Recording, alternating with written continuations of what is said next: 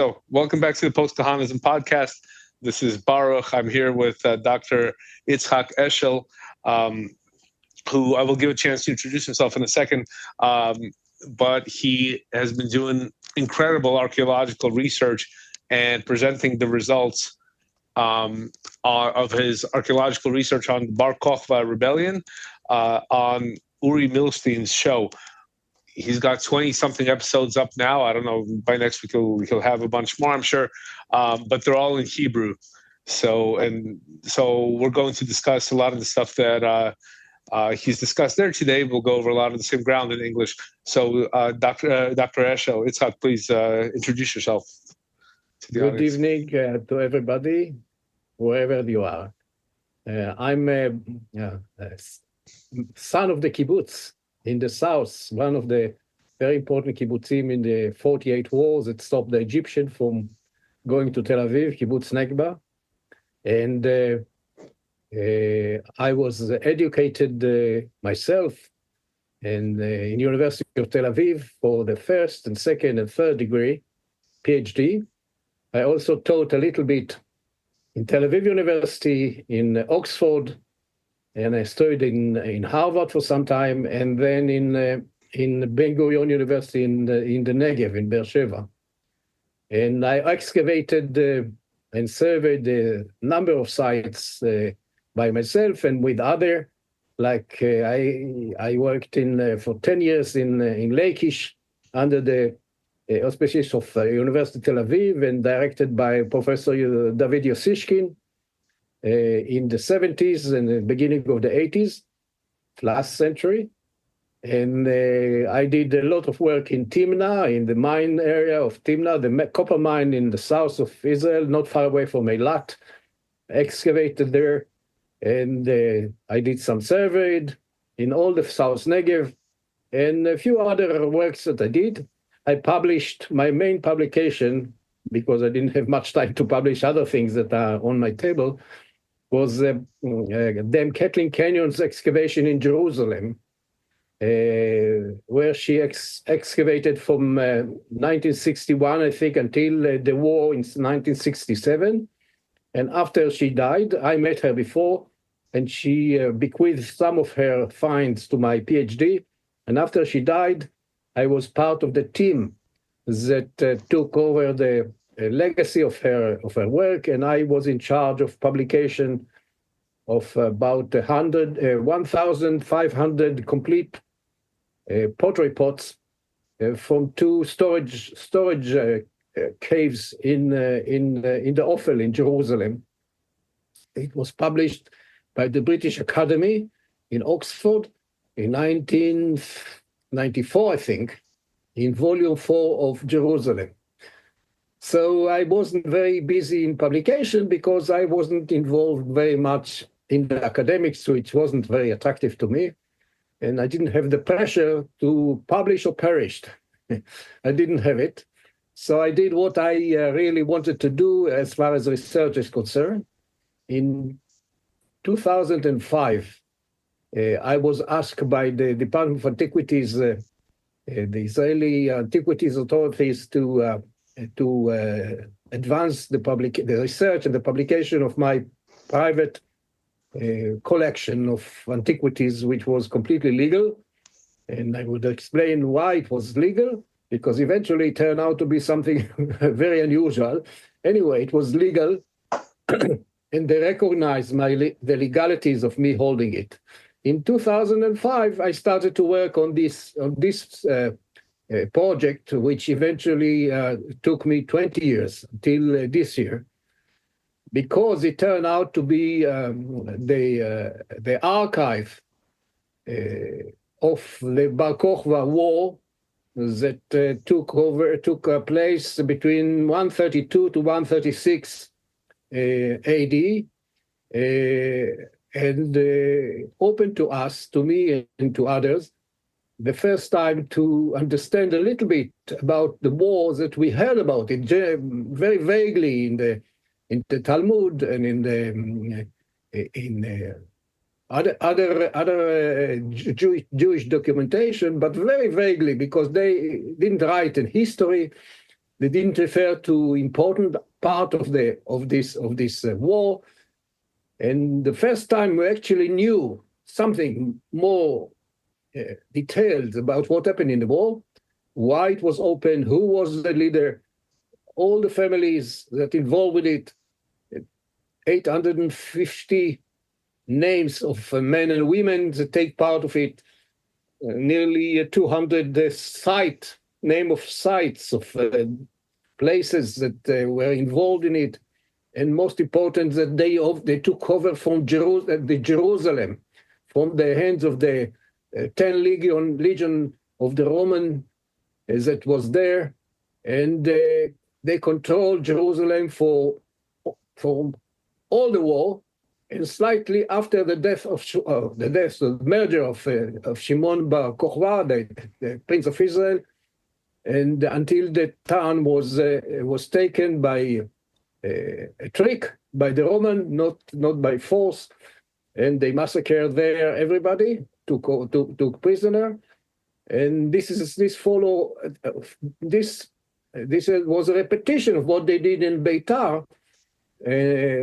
Where Bar Kokhba or Shimon Nasi Israel, Shimon the Prince of Israel, stayed for the last year of the war, and eventually he was murdered by a Jew in the place and then after he was murdered there, the wise men, the sages, the parasite wise men, opened the gates, according to what we understand, and let the Roman come inside. They thought they are going to save themselves. The Roman didn't have any patience to deal with anybody, and they murdered and massacred everybody, including the last chicken in the town. And then from them, they went to Jerusalem. They sieged Jerusalem for up to 50 days, and eventually they entered the place through a tunnel that one of the Samaritans, according to their story, let them know about this tunnel. And they entered the town in Shabbat and surprised the defenders, and eventually murdered and took prisoner all of them. So this is the first time that we have some knowledge of what happened in the war. Apart from the facts, until then we knew that there was a war. We knew roughly the years of the wars, but they didn't have any details of why and how. For instance, Jerusalem, that was, as I said, controlled by Bar Kokhba, by Shimon, the Prince of Israel, for 4 years, because the war started there, is not mentioned at all in the Jewish documentation, in the Talmudim.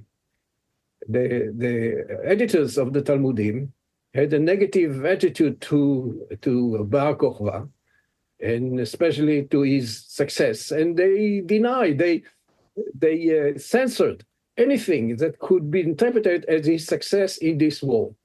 And most of them, most important is the fact that he took Jerusalem as the first step of the war, and then controlled Jerusalem for 4 years. And it's not mentioned at all. We didn't know anything about it until we opened the archive that we did now. Now, this is the general framework of our work. When we started, can I ask a question here? Please. So, you guys excavated the Bar Kokhba archive. There was one central repository of documents that you found, one central site. Yes. We were given by people from the West Bank, Palestinian families that was cooperating with these some of them with Israeli authorities, but with the security. But we had our family, my late father had a friendly relation with with the elder of this family, even before the 1948 war, before the War of Independence of Israel. In 1946, he was excavating the fields that was bought by the JNF, and prepared the fields for settlements of Jewish kibbutzim and moshavim. He did alone. He worked alone with a little D9 tractor and a plow, and he hit a nest of wasps, of what they call a oriental wasp, which is a very big wasp and very vicious. When they attack you as a in big way. And he fainted, and the people of the shepherds of this family were there. They came across and they saved his life in a traditional medicine, like cooling him, etc. And since then, they have a very friendly relation until the 48 war. And then, of course, everything, they left in the war, they left their settlements, which was left in the Israeli side of the war. And they went to a place where they knew that there is a cave with gold. They knew it before. And if you want, I'll tell you a little bit about how they came across it in the first place. It's not very important. The fact is that they went there in the place which we now know was called the town of Copper, here in Nechoshet, and they settled there, and they left. All the village moved to these ruins of Roman time, from the Roman time of the Bar Kokhba units, and lived there until 1967 without bothering what happened there as far as the antiquities is concerned. They were interested in the gold and in some of the complete utensils, house utensils like cooking pots and etc., containers, because they left their place, original place, with nothing. So they used these pots for themselves, and on some of them they wrote their names in different ways, and we realized later on completely different ways that the people of Bar Kokhba wrote on these pots.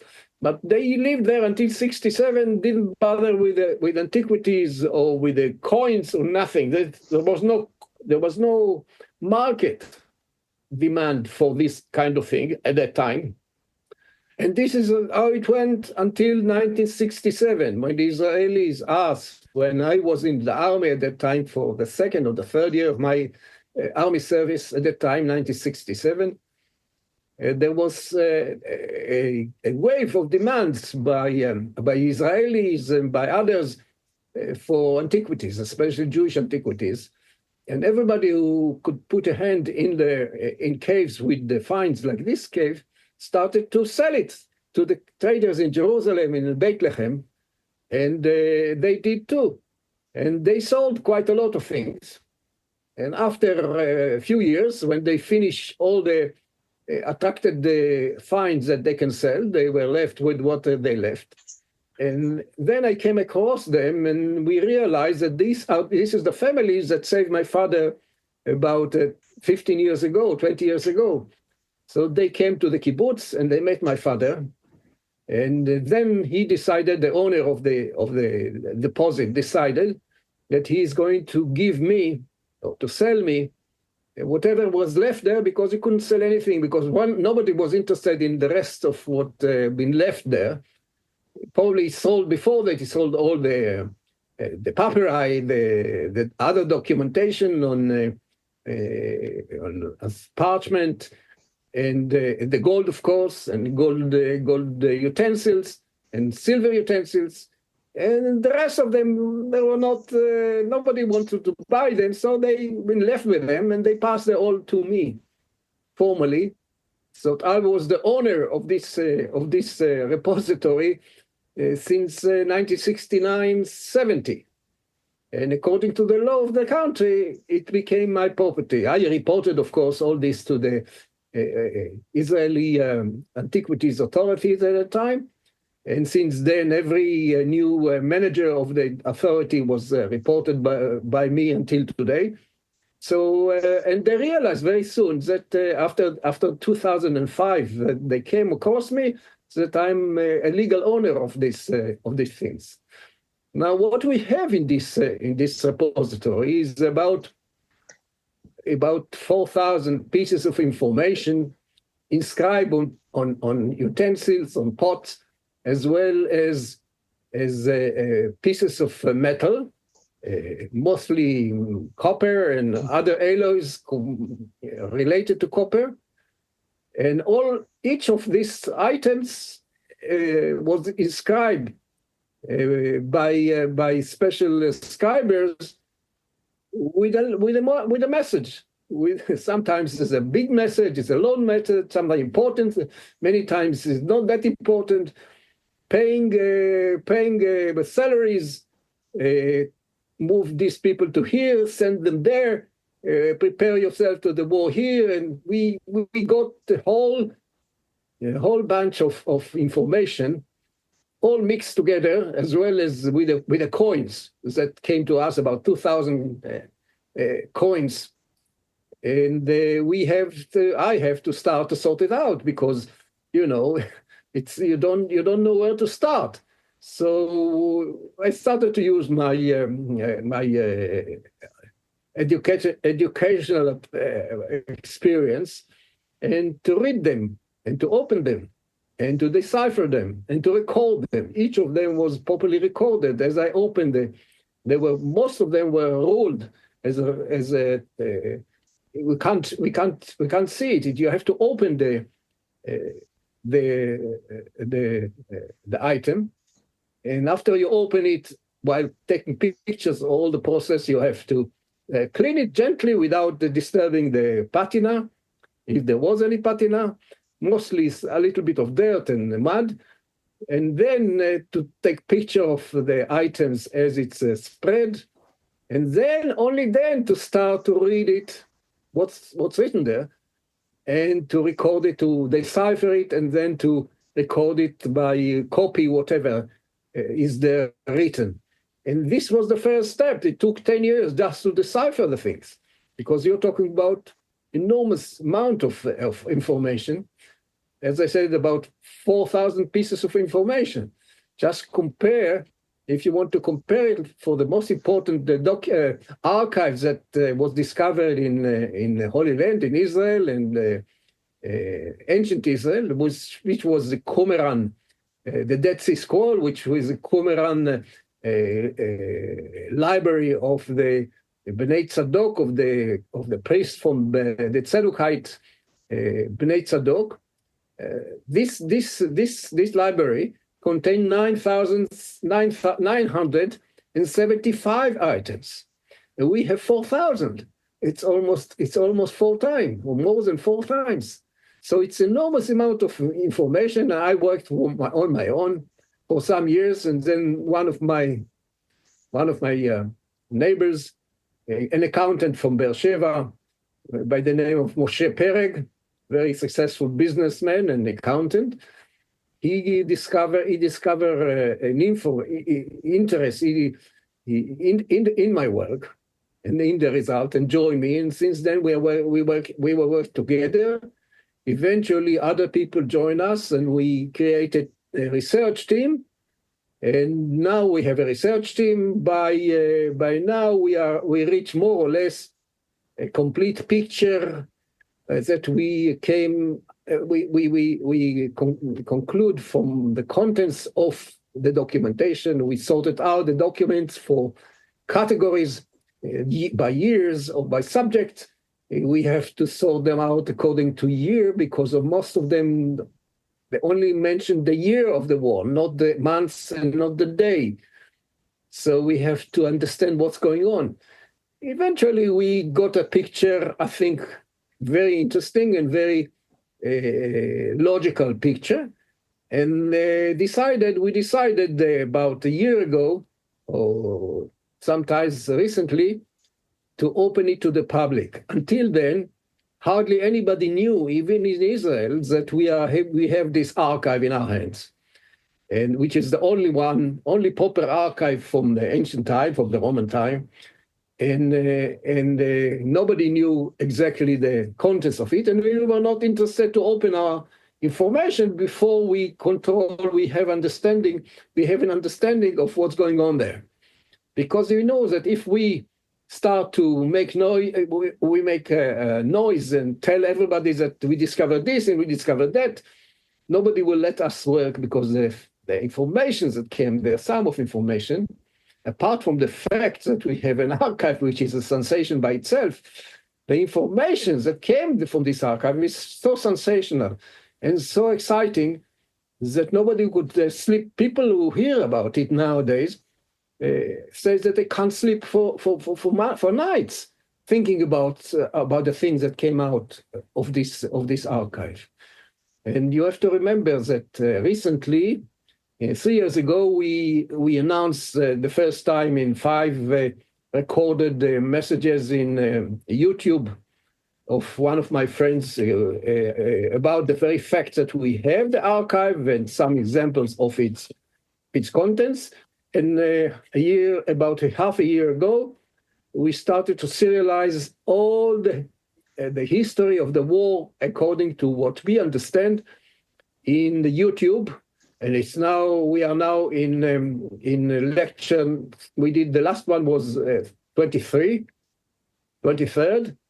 And tomorrow I was supposed to record the 24th. I postponed it for another week because I'm busy with other things in the research. And we are anticipating to reach something in the number of about 100 lectures, all in YouTube. So if any of you has some knowledge of Hebrew, or any of you wants to translate it with AI from Hebrew to other foreign language, you can do it.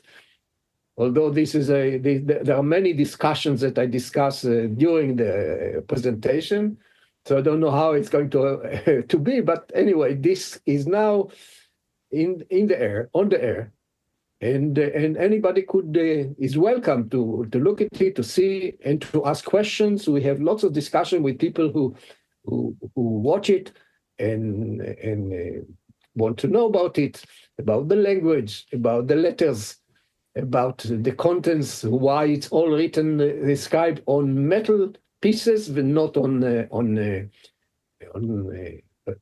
skin or parchment or papyri, which is a fact, but also a fact that they sold all this papyri and other organic material with writing on them before us. So when they reach us with the material that nobody knew what to do with it, because when you look at it, in the first time, most of the time, you can't see the writing.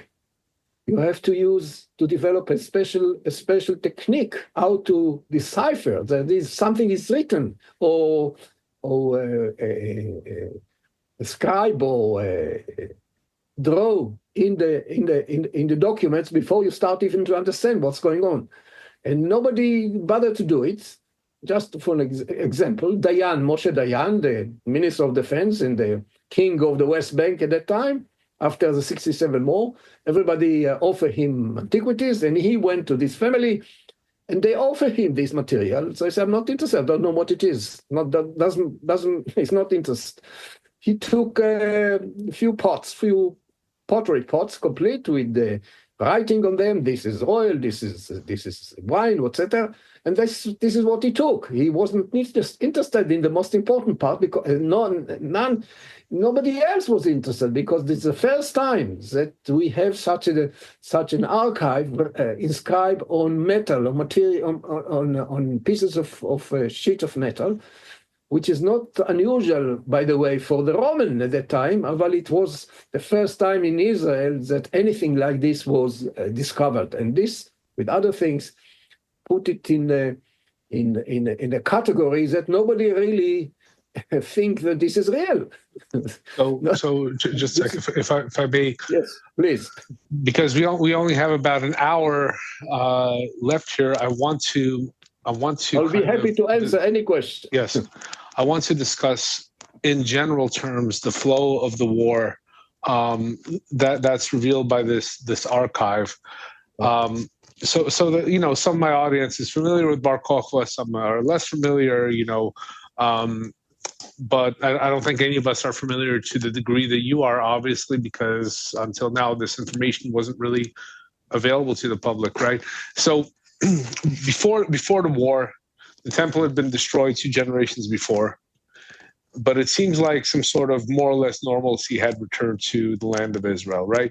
There were farming families that were here. There was a social structure here, right? There were families that were stronger, families that were weaker. There was commerce and so on and so forth. There were kind of aristocratic families, right? And so there was sort of normalcy. And in fact, there's an interesting story that I never connected to the Bar Kokhba rebellion, but the story is in the Talmud, and you connect it to the Bar Kokhba rebellion in a very fascinating way, which is that there was a famous convert to Judaism named Onkelos, or Aquila in Latin, who was of noble birth. And the Talmud says that he converted to Judaism and he sat here in the land of Israel, and his uncle, I believe, who was the emperor, sent a legion after him, and the legion all converted to Judaism. And so he sent another legion. He told them, like, don't talk to him, and they, somehow they screwed up too, and they also converted to Judaism. They stayed here. He sent the third legion, and he said, like, don't say anything to him, don't whatever. And then on his way out of, they came and got him out of the Beit Midrash. On the way out, he kissed the mezuzah scroll, and the guy that was in charge of the detachment sent to get him. I mean, the Talmud says a legion, but legions, with 10,000 guys. So whatever, he said, "What are you doing?" And then they started a conversation. These guys converted to. So let me put it Yes. this way that everybody understand. In our work, eventually, we involve all the available material, Jewish Talmud and other traditional Jewish sources, the Roman sources, as well as our archive, which is in our control. And we got a picture where I organize it in three phases. All this war.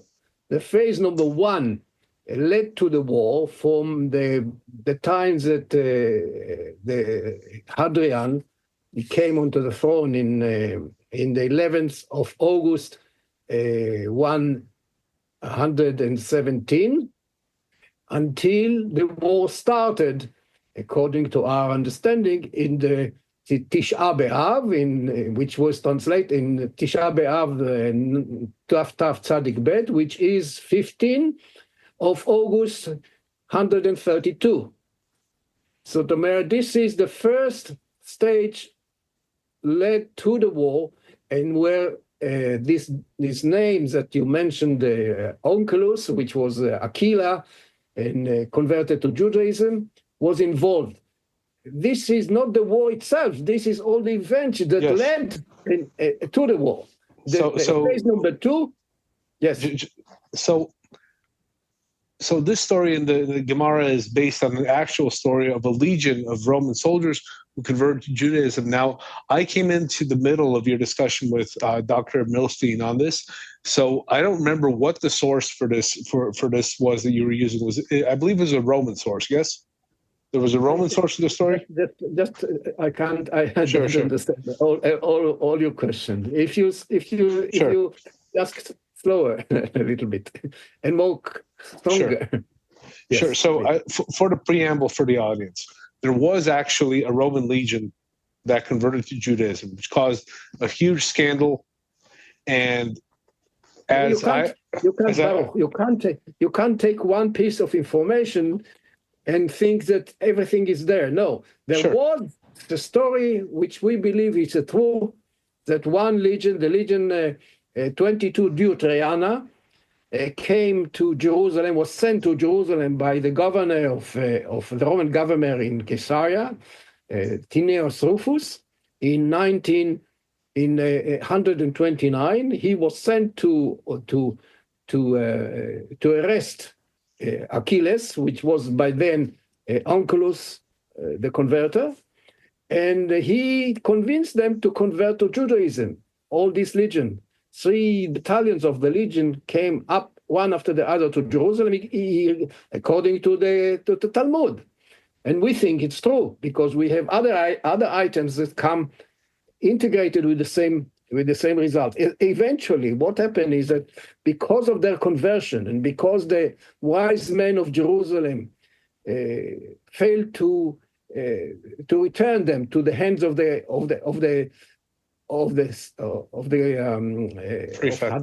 or his governor to put them in trial and to kill them, the war started eventually. This was the basic reason why the war started, because they promised to return them, and they failed to deliver. And the Caesar, the Caesar, got so upset that he decided to exercise, to do what he threatened to do 2 years before in 130 when he was in Judah, and to start to build his temples on the Harabait, on the Temple Mount. And this was the reason why Shimon Bar Kokhba, or Ben Kuziva, son of the village Chuziva, was mobilized, encouraged by his supporters, religious supporters, the priest of the Bnei Tzadok, the priest, his neighbors in the village, to go and to take Jerusalem and eventually the Temple Mount, with the purpose of saving and risking and taking out the Ark of the Covenant, which was buried there since 622 before Christ, in the time of Josiah, the king of Josiah. This was recorded in the Bible. This was the reason why they went to the war. They didn't want to go to the war as a rebellion similar to the ones that happened 60 years before in the general rebellion. It wasn't a popular rebellion. It wasn't a popular war at all. It wasn't people were not interested and weren't involved in this war by will. They were involved as bystanders. The war was initiated to save the Ark of the Covenant from his burial place under the temple in Jerusalem. This is why they have to take Jerusalem first. It is well documented in about 100 or more than 100 documents in our archive. And then the Temple Mount, and then they took out the Ark of the Covenant and saved it, because the priest, the high priest of the Bnei Tzadok, of the son of Tzadok, knew, or the only one who knew where was the opening for the underground tunnel where they buried or deposit the Ark of the Covenant in 622 before Christ. And they have the key to go into that. Then they fear that if the Romans started to build their temples on the mount, they will have to clear all the tunnels and the cavities and the abandoned caves in the Temple Mount, and will come across by accident to this tunnel where the Ark of the Covenant was there. Only the Bnei Tzadok knew that. And this is why they encouraged the high priest of the Bnei Tzadok, Abraham ben Levi ben Tzadok, the neighbor of Shimon in the mutual town, Ir Kuziva, the town of Chuziva. He encouraged him to organize and to go and to risk and to save and to save the Ark of the Covenant from falling by accident to the hands of the Roman. This is why the war started, with no other reason. It wasn't a revolt against the Roman. It wasn't a revolt for political reasons. It wasn't a war for territorial reason. It was only to save the Ark of the Covenant, which they succeed in the first 2 months of the war. The war started by taking over in one night of Jerusalem from the hands of the Roman 10th Legion. And then after Rosh Hashanah and Sukkot came the high priest from Ir Chuziva, and with him, under his control, they took out the Ark of the Covenant. It was well documented, and moved him, shipped him out of Jerusalem to save him in case the Roman come and have a counter occupation of Jerusalem. Eventually, the Romans didn't do anything for 400 days. The first 400 days, they were busy with other things, which if you're interested, I will tell you what. And they didn't do anything in Judea for first 400 days, which we call the the quite peaceful time when Shimon could organize all his army again and all the control of the state, of the economy of Judea. And then eventually after that, sorry. I want to ask a question about this first period. What happened to the Ark of the Covenant? All these three, the other 3 years. So the major theme of the whole war was to save and to keep and to secure the Ark of the Covenant, which many people didn't know what happened to it. Now we know. It's well documented in the archive. It documented how they move it from one place to another place, and always avoid to let the Roman by accident, because the Roman didn't know about it. Nobody knew that they saved the Ark of the Covenant apart from the people who were involved in it. But Rabbi Akiva, for instance, which we thought was the advisor of Shimon Bar Kokhba, wasn't involved at all, because he didn't belong to the party of Bnei Tzadok. He belonged to the Perushite, which was their opponent. So the Perushite, Rabbi Akiva, and nobody else knew about the saving of the Ark of the Covenant. In fact, since the war, the first time that anybody, apart from the people who were really involved in it, the headquarters and the leaders of the war itself, we were the first one to realize that the whole war was a center about the saving the Ark of the Covenant. Just first time. We knew nothing about it. We didn't even imagine that this is a reason for the war. This was the reason of the war. So, okay, I have questions about this first period of the war. Please. Before we get into what happened with the Ark of the Covenant and how the rest of the war went, I have questions about the initial stage of the war. So, this Roman legion that converted en masse, which they refused to return 22 Yes. They refused to. First of all, do we have non-Jewish sources for this story? Is this mentioned in non-Jewish sources? Yes, we do, but without the name of the legion. Where? As you know, in the Talmud. Not non-Jewish. About them coming to Jerusalem. But not Jewish sources. Do we have Roman sources for this? No. The Roman sources is the imprint of what happened to this legion. What is the imprint? Because this legion deserted from the Roman army by deserted in Jerusalem from the out of control of the government and the Caesar, and converted to Judaism, the Hadrianus tried to catch them and to trial them and to put them on trial. And what happened is that he started to punish them without them being in his hands. He was in Caesarea and decided the first thing to do is to erase any inscriptions that they left on the water aqueduct in Caesarea, memorized the fact that they participated in repairing this aqueduct up to 128. In other words, they were there by 128. They came from Egypt, and they were there in 128. In other words, they left Jerusalem, Caesarea, to go to arrest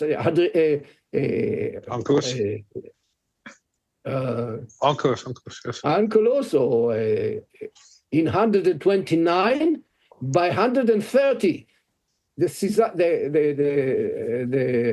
Hadrianus went through Judea, the provincia of Judea, stopped in Caesarea, realized that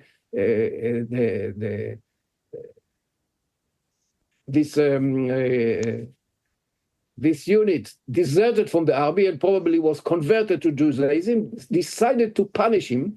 He started by punishing him by the memorial, what's the name? The Damnatio Memoria? Okay, the Damnatio Memoria. In other words, to erase his name, first of all, from the inscription in Caesarea, which he did, and eventually from all documentation of the Roman. And this was part of the problem why nobody knew whether they have any inscription of this or documentation of this legion, and it was a mystery. And scholars, Israelis and other scholars, guessed that he was eliminated in the war by Bar Kokhba. But now we know that he erases their inscription in 130, because this inscription was discovered in 1960, and eventually by the 1980s it was deciphered. But as a matter of fact, we were the first one to integrate the conclusion for what it was done, what he did to the inscription, into the story of the war, because this shows that he started to punish the legion by the Mansio Memoria, by erasing them from the inscription, eventually from all other documentation in the Roman documentation, and this shows that this legion didn't exist anymore after this act in 130. So this is what I said, the imprint of the story of the Talmud from the Roman side. The Roman showed the punishment of the legion. The Talmud gives us the reason why it happened. And then they demanded this legion return under threat of building a pagan temple on the Temple Mount. And the sages you mentioned, because they had no choice, they couldn't hand these people back. But on the other hand, they didn't want to face this punishment. There was also some sort of problem with the way that these guys got converted. It was kind of questionable mass conversion. Okay, it was a quick conversion of 1,000 people. So that was not very acceptable. So they invited them all to a feast and poisoned them. Yes, this is why. What is the source for this? There's other legends that they were poisoned by the wise men, the Perushite wise men, the Chachamim in Jerusalem. And I said, after one of my teachers, Professor Mordechai Gichon, this probably has to do with the fact that they were not properly converted. So this helped them to eliminate, because as far as the wise men in Jerusalem, they didn't consider them Jews. They thought that they are not anyway. What is the source? What is the source for the story of them being poisoned? There is a source. The Roman source give the story. This is a legend. This is not. These are all legends. You have to understand. The question is, what do you take this piece of information and start to do something with them, or you just ignore them? We didn't want to ignore anything. Anything acceptable, we didn't want to ignore. But what is the source of the legend? Together, they made a very, very interesting story. What's the source of this legend? Where does this appear in Roman sources? There was an officer of the 10th Legion about 60 years later after the war that wrote it in his book. He was a officer and a writer, and he wrote his book. He said the wise men of Jerusalem poisoned a Roman unit in Jerusalem. He didn't say any more. He said, in one version, he said it that they happened in Jerusalem. In another version, he said this happened in Emmaus, which is a town outside Jerusalem. But this is the story. Now, it's not only the story, and because eventually this, we also understand, this led to the reaction by the Caesar to punish the Jews who didn't convert them according to agreements that they did with him in 130. In 130, he wants already to catch them. He went to Jerusalem, and there is a document that it was in Jerusalem in 130. He came from Caesarea after the legion to Jerusalem in order to catch them, and he threatened to build his temples on the Temple Mount by then in 130. But it was achieved agreement between him, non-documented agreement between him and Rabbi Yoshua ben Azar ben Hananiah, the wise men of the Jews, that they will turn the legionnaire to his hands, and he will give up the building of his temples on the Temple Mount. Yeah. On the Temple Mount instead of the Jewish temple that he promised to do.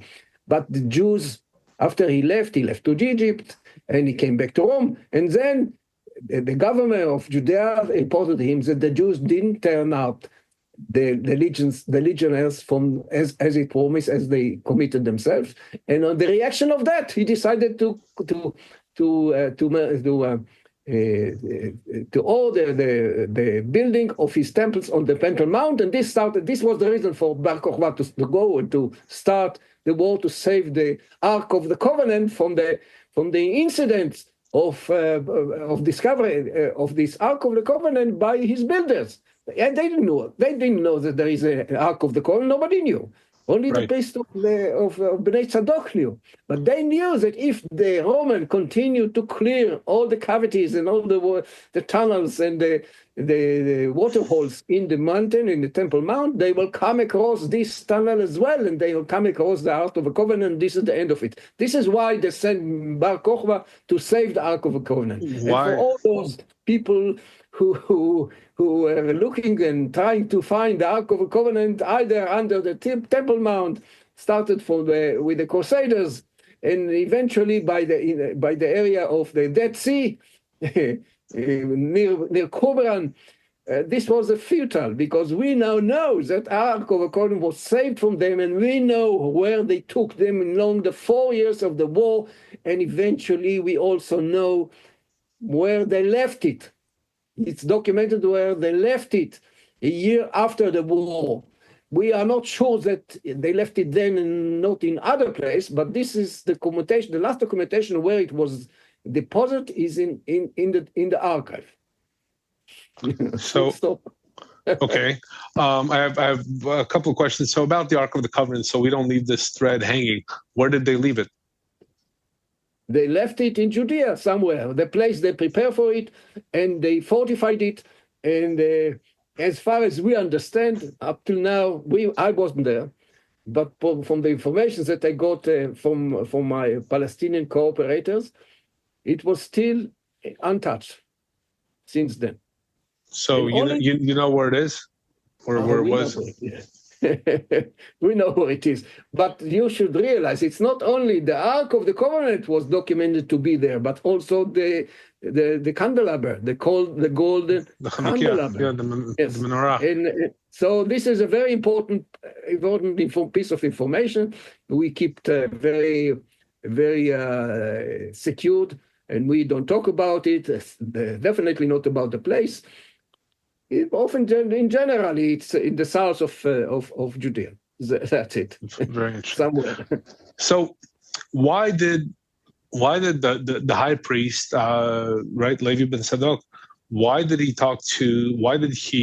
charge Shimon Bar ben Kokhba with this mission of organizing a rebellion and a resistance? What were this guy's qualifications?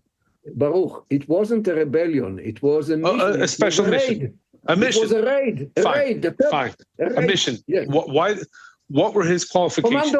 Commando raid. That's what. Yes. And they created a whole underground. And they built a fairly large force underground. They armed him somehow. What were his qualifications?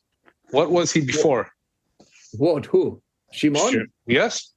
Shimon was a farmer. A colleague of mine just finished to write a book about his daughter, Malbat, a novel, a member of our team that we let them write and use the material for their. And he was a farmer. And he was a farmer like anybody else, but he was a very brave one. He didn't fear the Roman. He didn't fight the Roman, but he put, he did an intifada. He was a little war, what's they call guerrilla war, little guerrilla war, not organized, povesham, here and there. And then when the high priest of the Bnei Tzadok, the Avraham ben Levi ben Tzadok, well documented in our archive, realized that the Romans are determined to go into to build their temples on the Temple Mount. He mobilized. He ordered him. He instructed him to go to war and to win the war with the help of God, like Gideon did. So Bar Kokhba. So you're saying that even during this period, which was the Roman occupation after the destruction of the temple, okay, 2 generations afterwards, there were still guys living here conducting partisan warfare against the Romans, a little bit here and there. And this was Bar Kokhba's background. Little guerrilla, you know. We have it in the Talmud, all sorts of incident like this, that they disturb a marriage couple and here and there. It wasn't organized. It was, you know, a local incident. Like hilltop youth. The Roman. It was like It was occupied by the Roman, and there were clashes all the time. And Shimon in his village was known to be somebody who is not afraid to stand up. That's all. He wasn't an army, he wasn't a general, he was nothing. He was a brave farmer in the village. And when Avraham ben Tzadok considered what to do, he went to him, first of all, because he was his neighbor in the same village. And then second, he knew that this is a brave person, that he would try to do what is best. He wasn't sure that he will succeed. And Shimon himself wasn't sure that he will succeed. He said it. If I die, do this and this after I die. From the beginning, he wasn't sure that he is going to succeed. This was a suicidal mission. At this point, he was in his 40s, Shimon? He was in his 40s, 50s? Yes, between 40 and 45. In our assessment, because we know the name of his grandfather, we know the name of his father and mother, and all his 5 brothers, and we have, of course, we know I told you, we have 180 names. We have the names of his 2 wives, the first wife, who bear him 5 children, and the second wife, Samcha, daughter of Hillel ben Garis, who was his second of command. And we know, and the twins that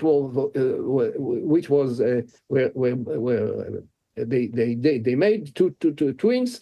We have so much information, personal information, genealogical information about families, endless, because this is you see what happened is this is not in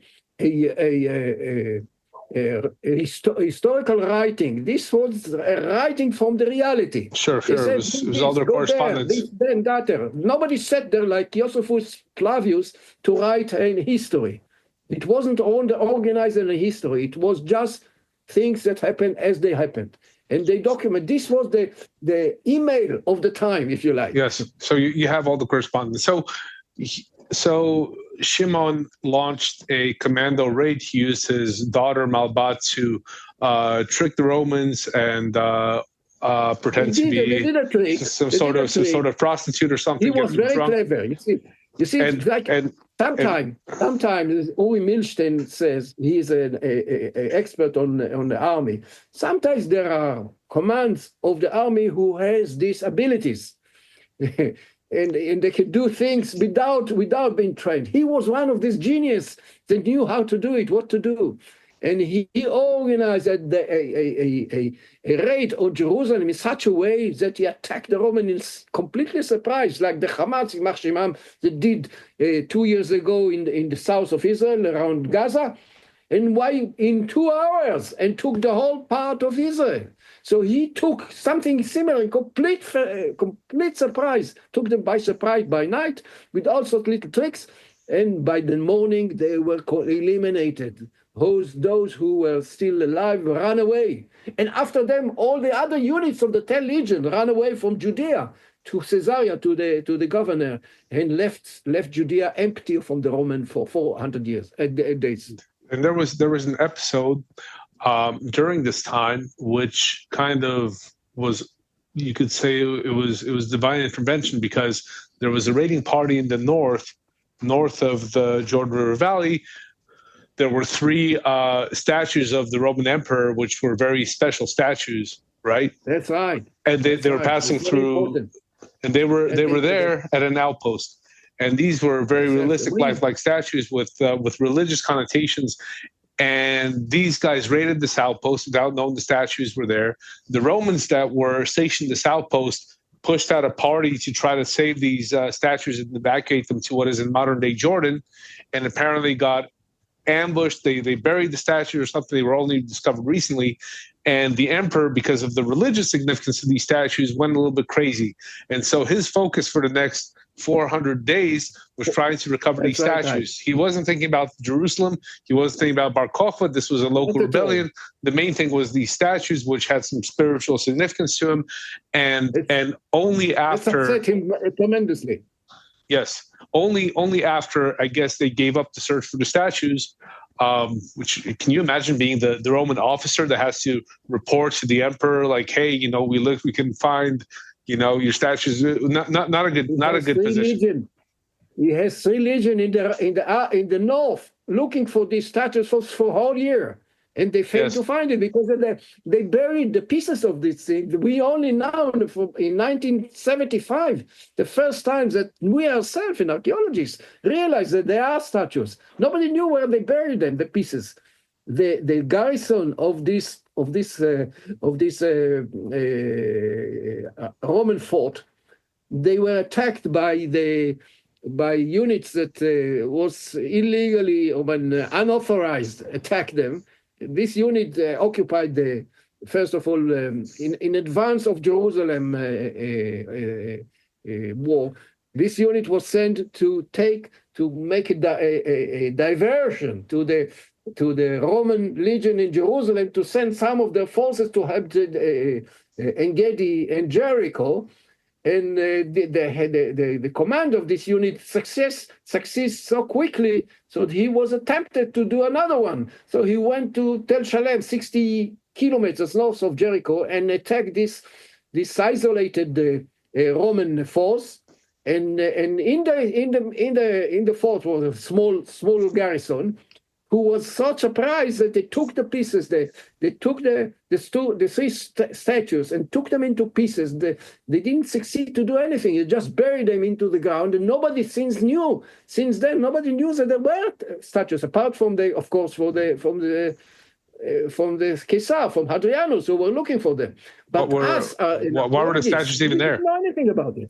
Why were the statues even there in this place in the middle of nowhere? This has to do with what happened before the war. I told you, from 117 to 132. What happened is that the Caesar put his statues made out of stone or out of from copper, from bronze, anywhere he can. So in his way back from Egypt in 131 or 131, yes, 131. He passed through the area near Rabat Amon today, which is an area where there were places where they used to produce bronze and gold items. Started for instance, from the Temple of Solomon in the 10th century BC. So he ordered them to do these 2 statues because he wanted to put them in the headquarters that was built there for him in Tel Shalem.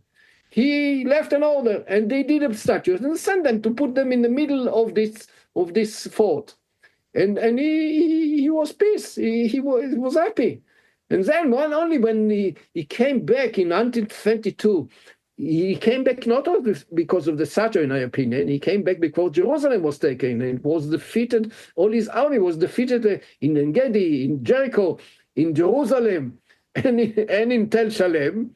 With unauthorized attack, he came to Judea, and only then he realized that the statues were also missing, because the governor was frightened to tell him.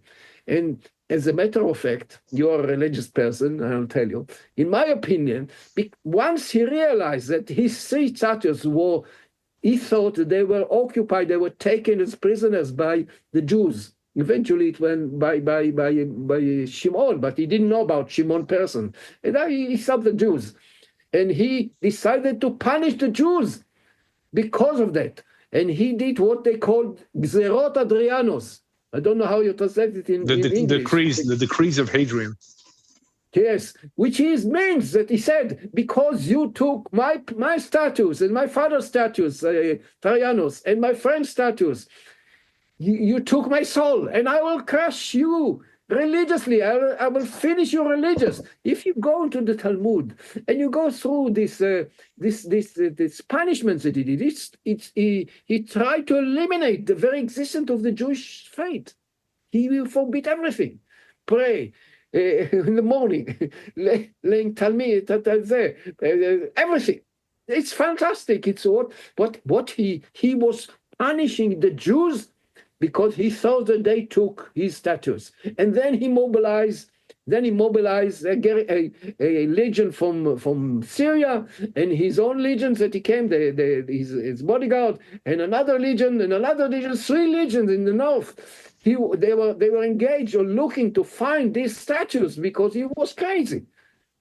You know, it is something in the Roman concept that they have to find things like this.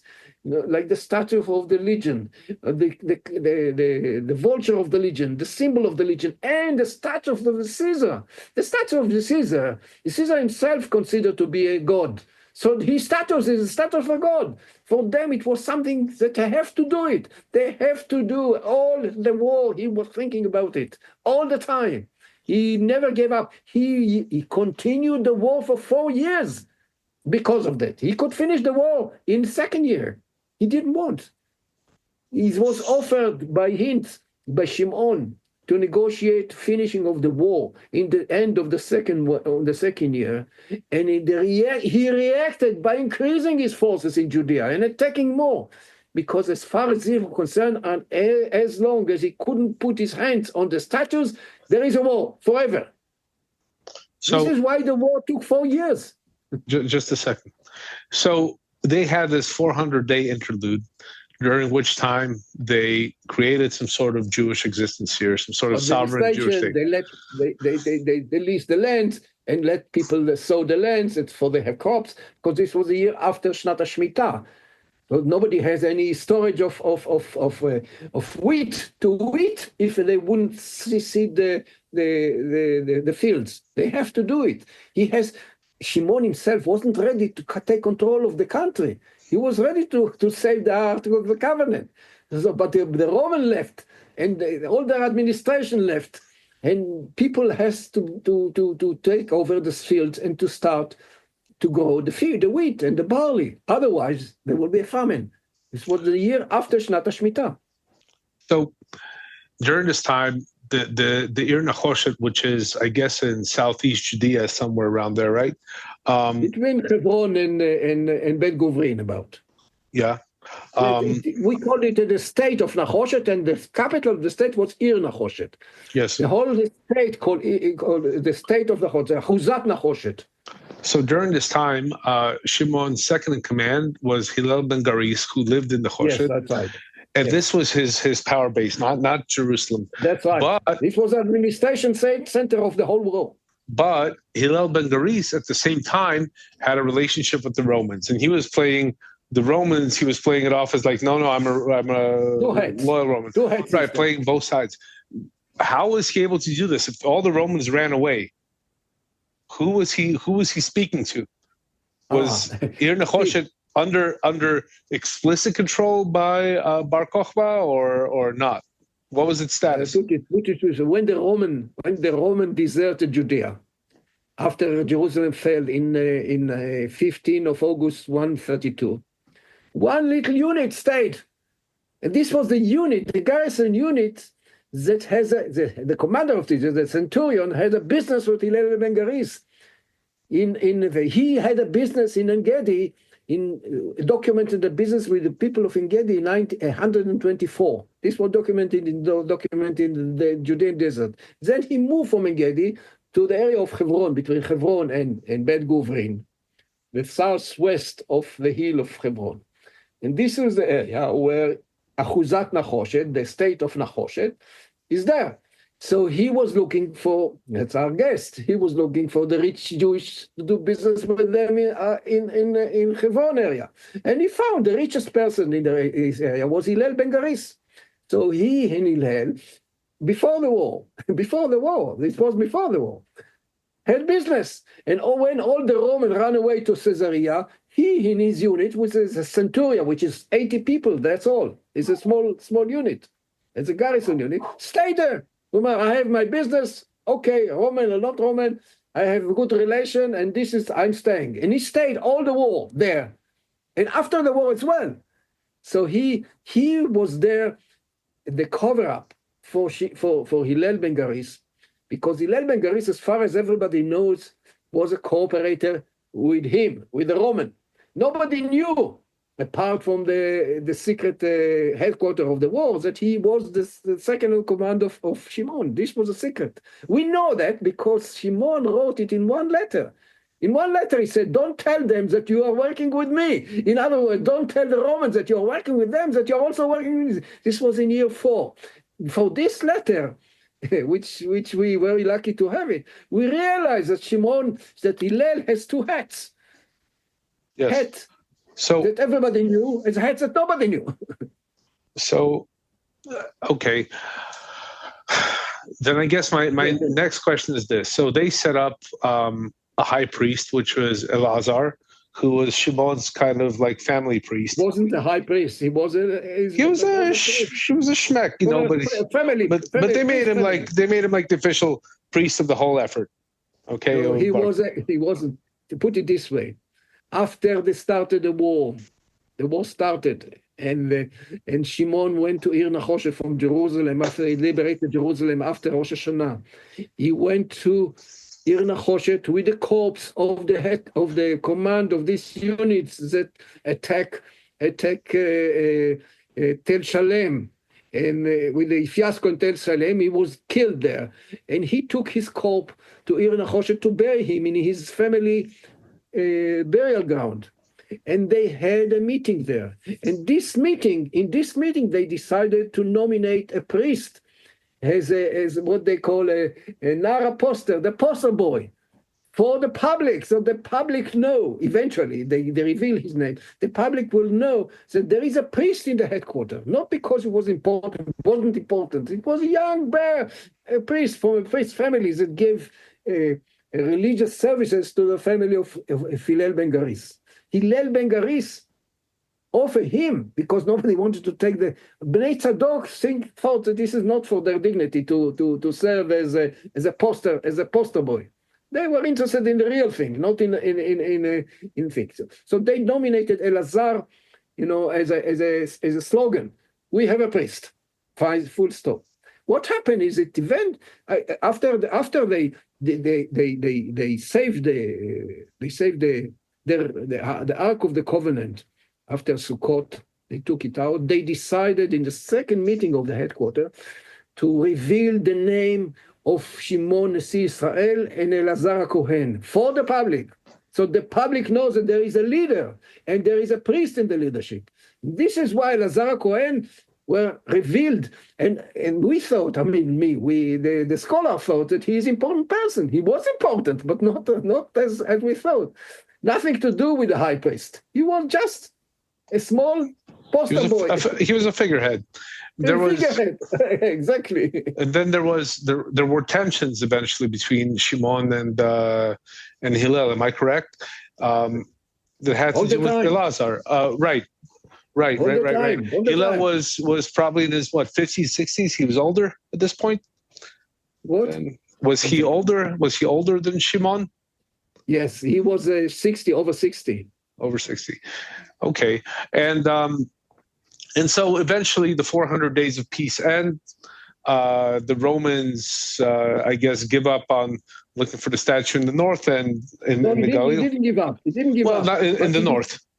He didn't give up. He stayed. The legion from Syria stayed there, as well as the legion, the remains of the 10th legion stayed in Caesarea, and the bodyguard of the Caesar will stay there. So eventually, they have a very large force in the north, which I think they continue to look for the things. But he realized after 400 days that he has to do something more.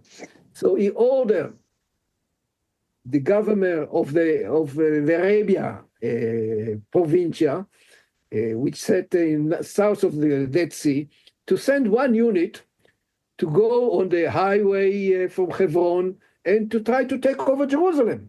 And they came. We think it was not centuria, but cohorta, which is something like 500 strong. he sent them to try to take Jerusalem. He didn't know who is standing against him because he wasn't engaged in war with Shimon for 400 days. No, he was looking for the statues. He wasn't engaged in war. Not in the Galilee was nothing. He's just looking for things. So this unit tried to go on the war on Road 16 today. This is Road 16, Kvish. Next generation. Oh yeah, thank God. This is Road 16 today. Kvish Shishim. It goes all in the old way. They try to go to the mountain road, and they were stopped, and there was a war there.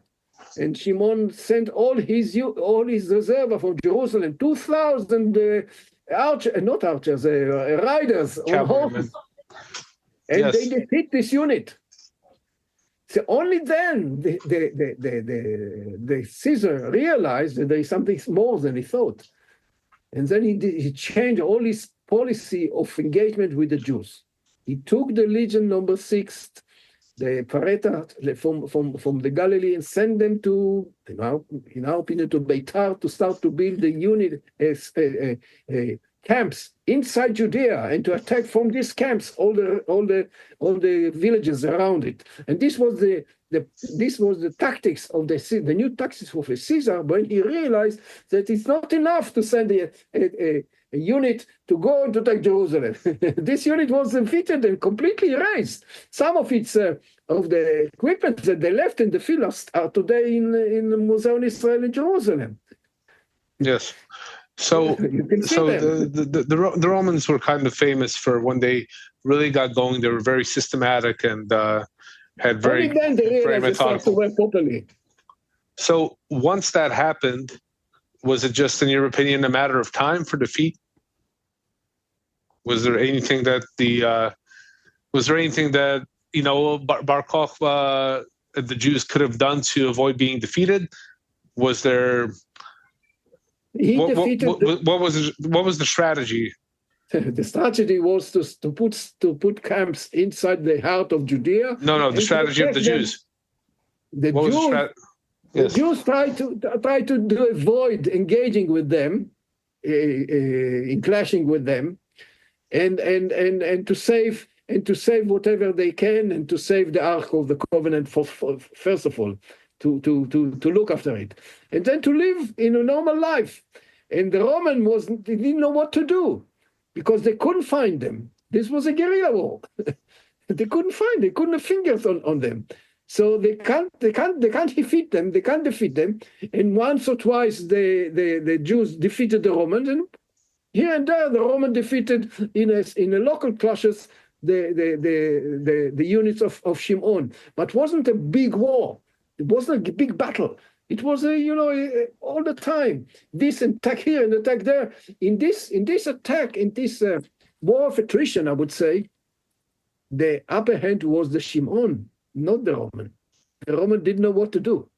Pashut didn't know what to do. How to defeat what they consider to be rebels. But usually, what the Romans would do in these cases would be to take the civilian population and exile them, enslave them, whatever, get rid of them. They didn't exile them, but they destroyed their villages. And what happened? The tactics was very simple. Then, as well as in 48 war with the Israelis against the Palestinians, once the unit come to a village, the villagers go to the mountains, leave the place, go to the mountain. The unit go destroy here, destroy there, destroy the synagogue, burn the synagogue. We have documentation of burning the synagogue here and there and that. And they left. They couldn't stay there. So the villagers came back and built their things. We have this process again and again and again and again. You can't see they didn't defeat Shimon as a working. In fact, at the end, toward the end of year 4, Shimon organized all his army, all his available army, apart from the army in Nechoshet and in Beitar. He organized them in Jerusalem and had a plan to attack the Roman camps near Beitar, the main headquarters of the Roman governor near Beitar. We have full documentation of what to do and how he mobilized everything, and how send the supply and do this and that. About 100 documents about it, about this battle. He was ready to put them the punch to finish them there. Not all the Roman army, but the headquarters, like he did in Jerusalem in the beginning of the war. And what happened is that for internal reason, nothing to do with the Roman, in our opinion, the people from Engedi who had competition with Shimon on a commercial interest. Commercial, I'm not going into it at the moment.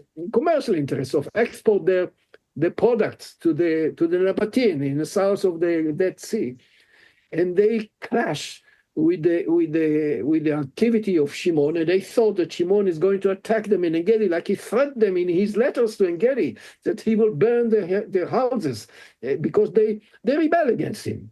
They rebelled against him. They didn't did what he ordered them to do. So they organized a plot to kill him. And what they did, the commander of Engedi, named by the name of Ben Baraya, Yonatan Ben Baraya, and his protege, the lady called Babata Bat Shimon, who was the richest lady in the area, and we know about her because we have her archive that was found in the caves by Yadin. They organized, according to our opinion, they organized to attack and to kill, the plot to kill Shimon, to solve the competition, the commercial competition between them and Shimon regime. And they used the son of Babata Bat Shimon, who was the personal servant of Shimon from the beginning of the war, from before the war, a young boy. But he was the son of the lady of Engedi, the lady who controlled Engedi. They order him, or they mobilize him to put a snake, in our opinion, a snake from Engedi, a special type of snake that doesn't move. Nachash Engedi, Tzef Engedi. Saraf Engedi. Saraf Engedi. He doesn't move. It's a stable unless you touch him.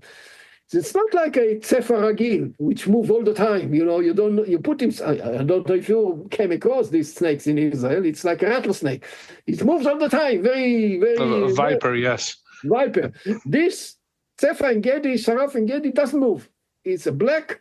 He stand there. So he put, and this is only. They can only get it in Engedi, in Jericho, in the Dead Sea area, and they gave him the snake. And he put the snake the night before Shimon. He knew that Shimon is about to leave Beitar to go to Jerusalem and to mobilize his people his forces against the Roman garrison in things. So the same night he prepared the snakes by the trolley of Shimon, and then Shimon went to organize his things and the trolley.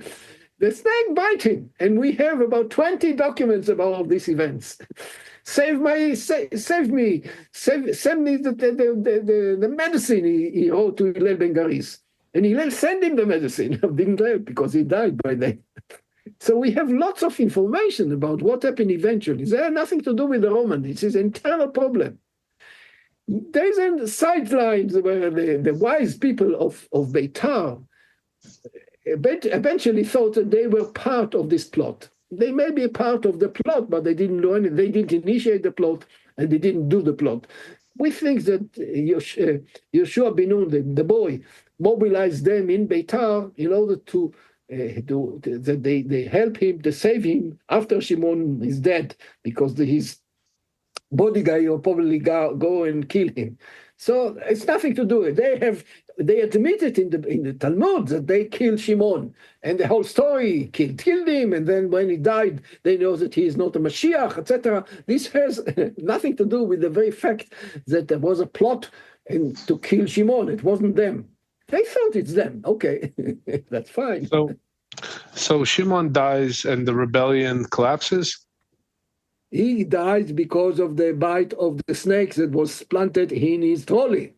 But after his death?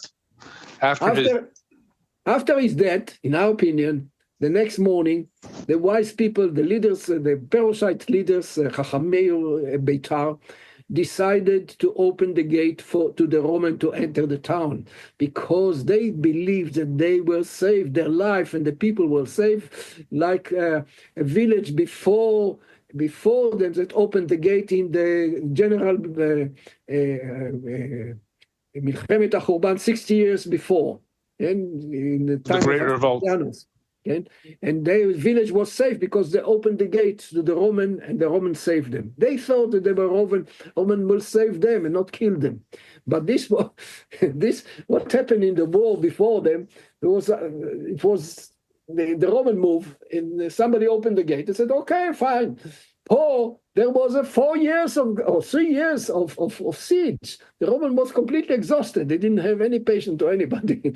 So they walked in. They didn't attack the place.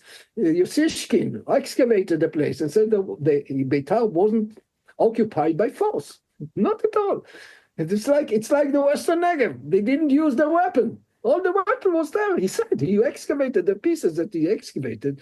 He said Beitar wasn't fighting in the last time. The Roman apparently walked inside. And walked inside because they opened the gate for them. And when they opened the gate, the Roman came and started to kill them because this is what the Romans do.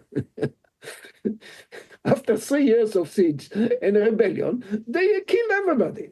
And they wanted to catch.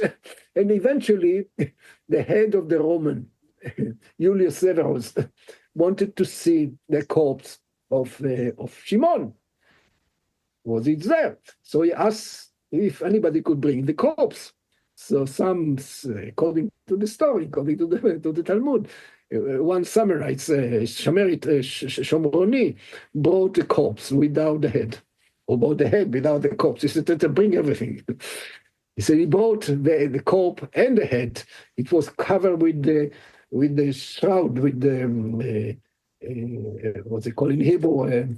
Tashrichim. לבנים. תשריכים. בד לבן כזה, white linen. So he said, take it over.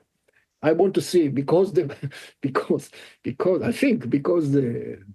Caesar who was in Roma, by the way, ordered him that he has to be absolutely sure that Shimon is not alive because he wanted him alive. He didn't want him dead. He wanted to interrogate him. What happened to the statue?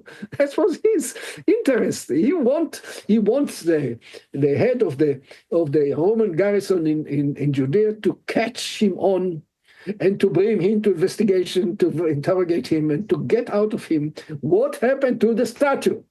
So he didn't want him dead. He wanted him alive. But he was dead because the boy put it in the snake and killed him. So he said, are you sure? Make sure 100% that he's dead. This is Shimon. So he took all the shroud around him and opened it. It's all in the Talmud, all this story. By the way, the story is a Roman source, not from a Jewish source, because all the Jews were dead then. So they couldn't testify about it. It was probably Samaritans who tested the whole story and told the Jews what happened in Beitar itself. There wasn't any Jewish life. They killed them all. What about Jerusalem? Jerusalem they took after Beitar? After Beitar. Once they finished, they completely killed everybody in Beitar. They were free hands, moved 5 legions and lots of other units, supporting units to Jerusalem and lay siege. There's also in the Talmud the story that Adrianus nearly been killed there because he thought it's nothing. So he went to the wall and they started to shoot at him. That's all in the Talmud, there's the story. Well, this is the sources that we have. We don't have any other sources what happened in Jerusalem.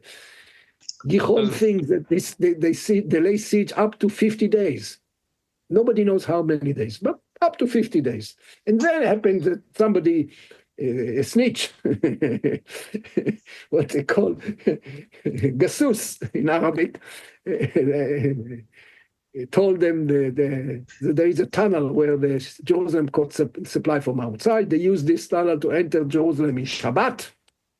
where all the Jews were resting, and they massacre everybody, and they catch everybody, and they took a ear of everybody that they caught, because they are going to sell them in Alunei Mamre, which is not very far from you, Alunei Mamre, before Hebron, in the market as slaves and as a concubine, and whoever was sold there, they took them to the market in Gaza, and whoever was not saved, sold in Gaza, they put them on the ship and sent them to Alexandria, and people died on the way, and people went to be, the way to be slaves and concubine, whatever. It's all in the Talmud. That's a very dreadful story what happened.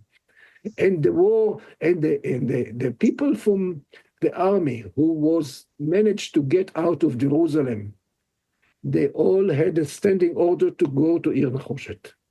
Whoever was saved, congregate in Ir Nechoshet, reorganize in Ir Nechoshet, because Ir Nechoshet wasn't attacked. As I said, there is this unit that protected it all the war.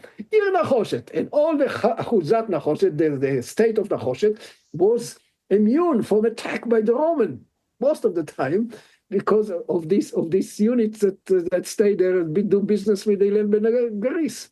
So they came to Ir Nechoshet, and the Roman didn't know that he's working with Shimon. They thought that he's his person. They mashed up.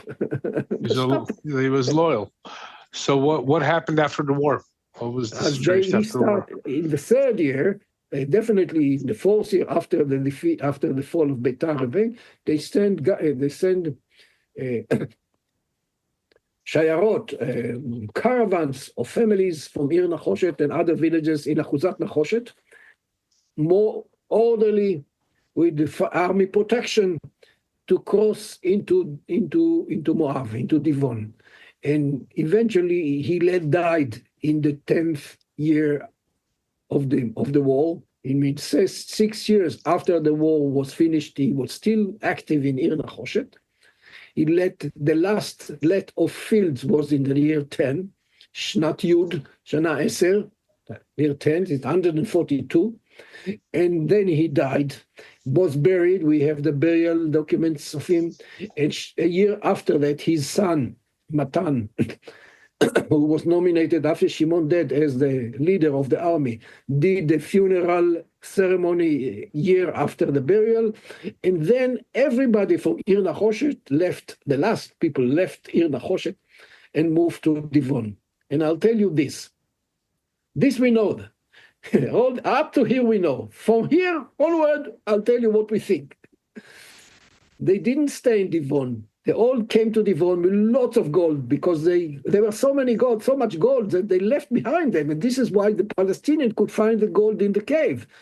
As they entered the cave, there was still bars of gold. This was all the gold of Jerusalem? Where did all this gold come from?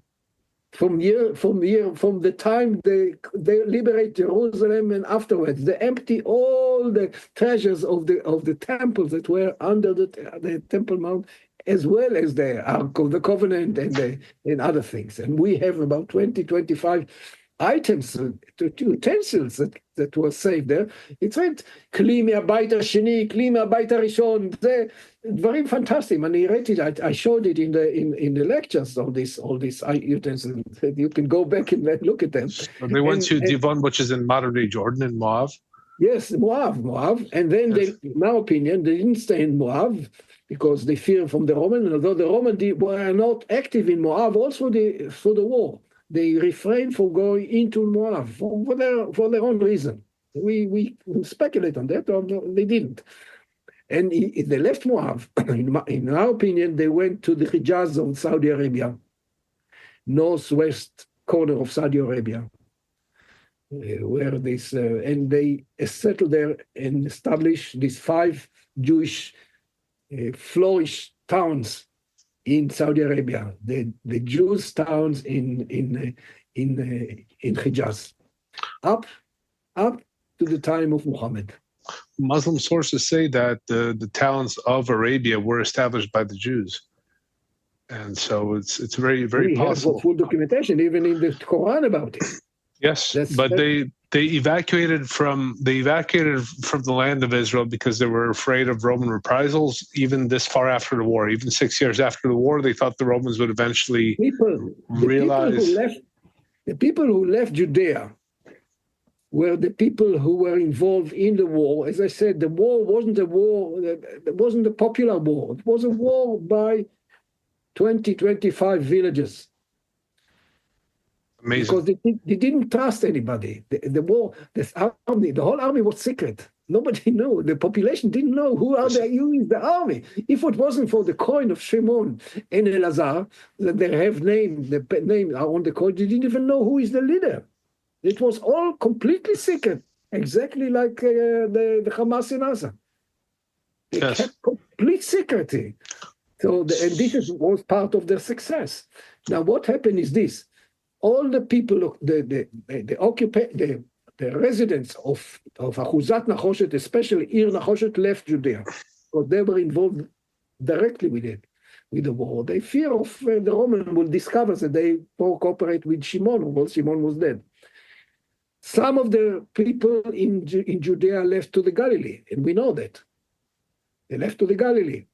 And we know that because, for instance, the artisans who used to produce a special oil lamps with beautiful Jewish symbols on them during the war, they started to produce them near Tzipori, in Shichin, in a place called Shichin in the Galilee. This was the oil lamps from the Judea. They started to produce them, so they moved from Judea to Tzipori, and some of this oil. This is a very clear sign that they came there, and they started to produce them. And we have about 10 places in the Lower Galilee where these oil lamps were found. Not many huge quantities, but enough. So some of them went to the Galilee. Many of them stayed in Judea, in the south of Judea, in Samoa, in Yatta, in Susia, in many Kfar Haziz, in many places they continue to live. So there are questions I have on this as well. So first of all, I've heard speculation that many of the Arabs in that area are actually Jews. They are. The Arabs of Yatta, the Arabs of Dura. They're Jewish. Yes. And they converted not so long ago, and they stayed secretly Jews for a very long time. Do you think that? No, it's not a question of staying Jews. They continue, they carry on the minhagim, the traditions, like putting an oil lamp on Shabbat, for instance. They have mezuzot. They didn't know what it is. They didn't know what it belongs to. This is what their grandmother did, so the daughter did. And the daughter of the daughter, they continue until nowadays. I have a pot here in my house, which I bought from big one for oil, with a candelabra on it. This is from, and so you think that these guys, these Arabs of Dura that are actually Jewish, that they might have come from Jewish. They are not Jewish because Judaism is not about who is your parents. The Judaism is about your faith. Oh, I'm sorry, but Judaism is about who your parents are. It's not a race. Jewish is not a race. Everybody could become a Jew. That's true. That's true. But that's true. But according to the Torah, if your mother is Jewish, even if you're of some other religion, you're still Jewish. If your mother is Jewish, or you converted into Judaism. Yes.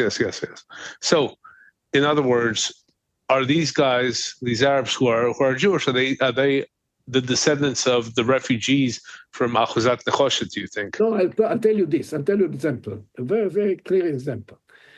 There is a place, Hamra, Khirbet Hamra, near Susia, yes, until today. Today is not occupied, but it was excavated by an archaeologist.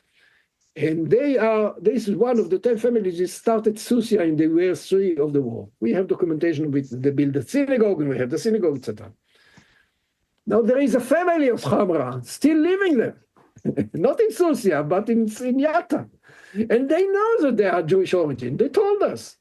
Arab called them Jews, but they are Muslim. They're even more Muslims than the Muslims, you know. They know that the origin is Jewish. So what? That doesn't make them Jewish. But they have the same family name as the people Hamra. Hamra. Oh, but Hamra just means red. in Arabic. This is their Khamra name is from the red. time. This is the name from the time of the war of 2,000 years. They carry on the same family, but they changed their religious. So first of all, they converted probably to Christianity and then eventually to Muslims, but they continue to live as a Khamra family, as a Khamra tribe. So It doesn't make them Jews.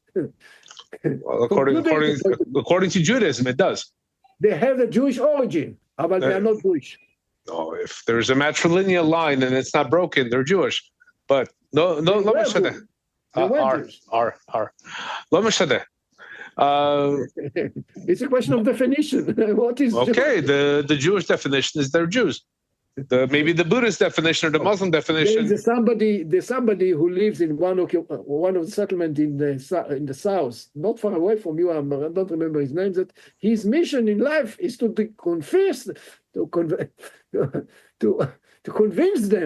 that they're Jews and they should come from Muslim to Jews. Wow. He is going to tell them, talk to them. You're Jews. They laugh at him. I have a friend. They know that they were Jewish, but they are not Jewish now. I have a friend who lives in Tekoa, and he says that after 1967, when the land there was liberated, there were Arab families from Tuku, which is old Tekoa, who came to the Israelis, and they said we're actually Jewish. They try to make good for themselves. Of course, it's natural. They were told to go away. We're not interested in this. Because nobody listen. Because there's no conversion pathway for these people. I know several. The research of these tribes of this family started by Ben Tzvi before the state of Israel. Yep. And he documented all of them. And there is no question about their origin. But there is also not a question about the reality. The reality is that there are Muslims for hundreds of years already. Okay, this reality can change. I know. No, let me say that. This is not folks of the... Listen, the people who cooperate with him, they said that we are Jewish. They said to us, we are Jewish. So I said, go and convert yourself. There's a rabbi in Beersheba. He lives in Beersheba, the gentleman. The Rabbi Dari, the brother of Aryeh Dari. He was the chief rabbi of Beersheba until he died recently. Go to him and convert yourself. So he said, I went. And I started. I couldn't stand. I couldn't continue. They're not patient. But he considered himself Jewish. But I said they are not Jewish because everywhere you go, you're an Israeli. He has to do that out. He got it because he wants to cooperate with the Shirotei HaBitachon. They gave him Taudat Zehut Kehula and all his family. But I said, when you come across, every time you have been asked, they will not consider you Jewish until you converted properly by the rabbis. Otherwise, you are not Jewish. You're Israeli. You're a supporter of Israel. You may be, you're Hashem. Maybe you believe in God. Everything is fine, but you are not Jewish. Because to be Jewish is a very clear definition. You have to be born to a Jewish mother. I'm talking about the Rabbanites, and not the Beta Israel, the Ethiopian Jews. That's a different story altogether. By the way, they are the last branch of Bnei Tzadok, if you are interested. But this is another story.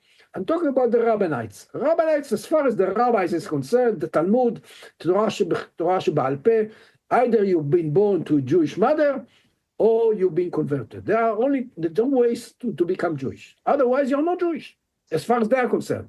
I want to ask you something. After the Bar Kokhba rebellion, just like before the Bar Kokhba rebellion, there was constant partisan warfare, as you explained, and this is Bar Kokhba's background. Was there ongoing guerrilla war against the Romans afterwards on a small scale? Do you think? Not as far as we know, until the revolt. There was another revolt 100 years later. They tried. There was also, like the fire, when they put the fire, they're still burning little things, and they come from time to time. There is the time of, I forgot his, the Caesar, there are 2 or 3 trial to have to rebel against the Roman, but not in an organized way.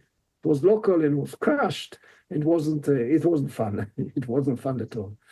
They tried. They were very much try to become free, but not in an organized way. The last organized war, not because political interest, not because territorialism, but because of the Ark of the Covenant, was the Bar Kokhba War. Okay. This is why we don't call it rebellion, because it wasn't rebellion of the people. It was a war by a unit, very secret, dedicated people that know each other by personally, and they were completely secret inside and outside. This is why they were survived for such a long time and fighting and fighting and fighting.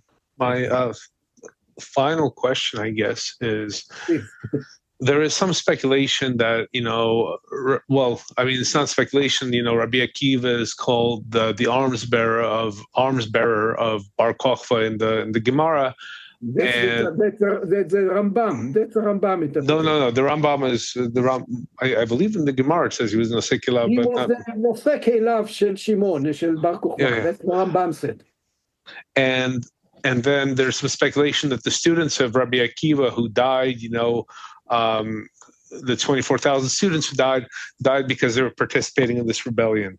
But you're saying that what happened was that because of the edicts of Hadrian against Judaism, which were a reaction to the statues, this is why they were killed, because they continued to practice Judaism, not because they were partisans of Bar Kokhba. Is that the theory? You see, there is a story. Sometimes it's very difficult to synchronize between what happened, this document in the Talmud, and the real event that happened. There was an event that we know in our documentation. In year 4, they tried to take over probably the water spring of Beitar, which was outside the city wall. It was guarded by 2 units of the Roman who set an ambush because they knew that the Jews will try to get it, because there was shchuna, there wasn't enough rain, and they didn't have water inside Beitar, so they anticipated that the Jews will try to attack them and to take over the spring. In this unfortunate event, they lost 1,056 dead and few thousand wounded, and they mobilized all the people who knew how to treat wounded people. That's documented, because this was a day that Shimon was completely almost gave up. And he said to Hillel ben Garis, take my wife and take the daughter and put the gold and send them to Devon. He wanted to evacuate them from Judea because he was in such a desperate situation. People left the army. So if you talk about this event of 20 students of Rabbi Akiva, which is the story of Rabbi Akiva, because Rabbi Akiva wasn't involved at all with the war, it may be a echo of such an event. There was an event like this, but not 20,000, but over 1,000 in one. This was the worst day war documented in the war, that he lost almost 2,000 with the wounded, 3,000 people in the same day in Beitar. It was outside the wall of Beitar, but all this soldiers came from Beitar and tried to take over, in my opinion, the spring. We don't know. We know that they were dead and many, many wounded. They didn't say we went to take the spring, but it's our opinion, because before that, when he came to Beitar, and the people of Beitar that invited him to come to Beitar, he didn't come to Beitar because he was interested. He was invited to come and to save Beitar because the Roman put siege of water on Beitar, not physical siege. They denied Beitar the water because the water was outside the city wall. So he ordered to save every drop in Beitar, including the water in the mikvaot, including the water in the mikvaot, to save it. because they have such a shortage of water in Beitar. This was documented in our archive. In other words, there was a problem, real problem of water in Beitar, because the Roman stop the availability of the water from the spring to be used by the people in Beitar. This is why they knew that they will react. They knew they will try to take the They put an ambush, and it was a disaster day. But this is the closest documented events that could somehow echo the story of Rabbi Akiva and his 20,000 students. But as such, it has nothing to do with war. Rabbi Akiva wasn't at all involved in the war. According to the archive, it does not appear. Belonged to the other party, to the Perushite. And this is Bnei Tzadok. Bnei Tzadok and the Perushite had an argument since the time of the Chasmonites, since Yehuda Maccabi. Did Bar Kokhba's family, did his children survive? We don't know. I suppose some Chazal, his wife, first of all, he evacuated his first wife and some of the children, the young Elazar and Chita, the two young children. The other children were in the army. Balbat was killed in year 3. Tzin, the boy, is an officer in the army. We don't know when he was killed. Maybe he was saved, but it doesn't matter. It doesn't matter because we don't know what happened after they left we don't know after whoever survived left to Moab, to Divon, and from Divon to the Hijaz, and eventually after Muhammad, if you want, to the north of Yemen and cross the Red Sea into Eritrea and Ethiopia, if you like. I'll give you the end of it. Perhaps. Okay, wonderful. Dr. Eshel. Beta Israel, this is our thing. They are the survivor of the Bnei Tzadok that came with this army of Shimon, and this is why Beta Israel, the beliefs and the version of the Israel, Judaism, yeah. Israeli. It's not Judaism because they are not Jewish. They are Israelis, and they said Bnei Tzadok and the Tzdukim. Perusites are completely different line. The Perusites are today the Rabbanites. This is the Yadut HaRabbanit, the Torah Sheba'al Peh. Bnei Tzadok is Torah Shebechtav. They didn't accept Torah Sheba'al Peh. And the people of Beta Israel in Ethiopia, they carry on the Torah Shebechtav, לא בעל פה. הם לא מכירים בתלמוד, הם לא מכירים את התלמוד. הם לא מכירים את המדרשים. זה לא קיים מבחינתם, וגם היום זה לא קיים מבחינתם, חוץ מאלה שהפכו להיות משתפי פעולה עם הרבנות. אבל יש מאבק פנימי מאוד קשה בתוך בני ישראל, כי הבסיס שלהם... Sorry. In English, because our audience will not understand any of this because you're speaking Hebrew. Okay, I'm sorry, but we shall talk about it in different. We definitely should. Angle of it. I'm working with the Ethiopian Jews some of them about this problem, because their religious is different from our religious. They have the religion of Torah Shebechtav. We have the religions of Torah Sheba'al Peh. We take the Talmud and the Mishnah and the Gemara. They don't. They don't have it and they don't respect it. They respect it as a Jewish documentation, but they don't live according to it. They don't use mikvaot like us. They only use moving water. Mayim Chayim. All their villages are by ravines and rivers in Ethiopia. They said to the people when they came to Israel in the 90s, go to the sea and don't go to the mikveh, because the mikveh is dirty. This is how they look at it.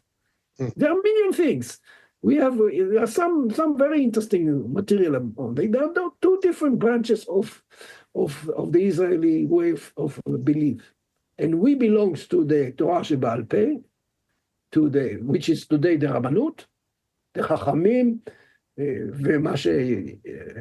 after the wise men, and they belong to Bnei Tzadok, the priest of the temple, who believes only in Torah Shebechtav. This is the Beta Israel, as well as the what's it called? Karaites. Right. They are not 100% because the worst time moved from the time that since they left the general public. But we discovered, I'm telling you, we discovered all this when they found and they deciphered the library of the Bnei Tzadok in Qumran. And then we saw suddenly that the Bnei Israel, they have documents from there. Nobody knew about this, the Sifriya. So they have it from there. They have it. They have documentation from the Sifriya, Sefer HaYovlim, the Old Sfarim, the Book of Yovlim. So it's very interesting. This is not our main business, but I'm in contact with some of their people and think about it. It's very interesting. The point. God willing, we'll discuss this perhaps on another follow-on session. Let's see what the viewers have to say, what their questions are. Dr. Eshel, thank you very much. I've taken 2.5 hours of your time. If you want more information, just come back.